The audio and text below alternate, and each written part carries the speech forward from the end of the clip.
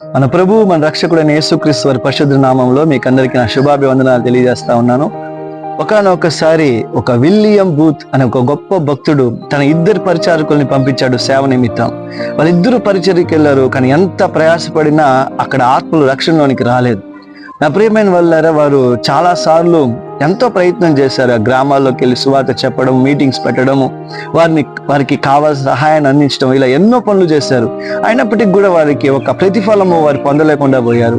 అలాంటి సమయంలో ఆ ఇద్దరు పరిచారకుడు కూడా వచ్చి మళ్ళీ విలియం బూత్ అనే ఒక గొప్ప సేవకునితో అంటారు, అయ్యా, ఏ మాత్రం కూడా అక్కడ రిజల్ట్ అనేది మాకు కనపడడం లేదు. ఇంతకీ దేవుడు మమ్మల్ని పిలిచాడా లేదా మాకు అర్థం కావట్లేదు. ఇప్పుడు ఏం చేయమంటారు మమ్మల్ని అని చెప్పంటే, అన్ని ప్రయత్నాలు మేము చేసాము అని చెప్పంటే ఆయన అయ్యగారు ఒక మాట అంటాడు. విలియం బూత్ అనే గొప్ప భక్తుడు ఒక మాట అంటాడు. ఏంటంటే, ఈసారి మీరు కన్నీళ్లతో ప్రార్థన చేసి అక్కడికి వెళ్ళండి అని చెప్పంటారు. ట్రై విత్ టీయర్స్ అని చెప్పంటారు. అలాగని ఆ ఇద్దరు పరిచారకులు కూడా, ఆ గొప్ప సువార్థికులు కూడా ఏడ్చి ప్రార్థన చేసి ఏ ప్రాంతానికి అయితే వారు వెళ్ళాలని చెప్పి అనుకున్నారో ఆ ప్రాంతానికి వెళ్ళినప్పుడు ఈసారి అద్భుతమైన రక్షణ కార్యక్రమాలు అక్కడ జరిగాయి. అద్భుతమైన స్వస్థతలు జరిగాయి. అద్భుతమైన విడుదల జరిగింది.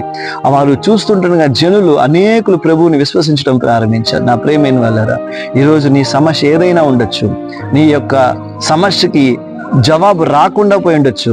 కానీ నువ్వు ప్రార్థన చేస్తే, కన్నీటితో నువ్వు ప్రార్థన చేస్తే గొప్ప విడుదలను దేవుడు దయచేస్తాడు. హిజ్కియా కన్నీటి ప్రార్థన 15 సంవత్సరాల ఆయుష్ను పెంచింది.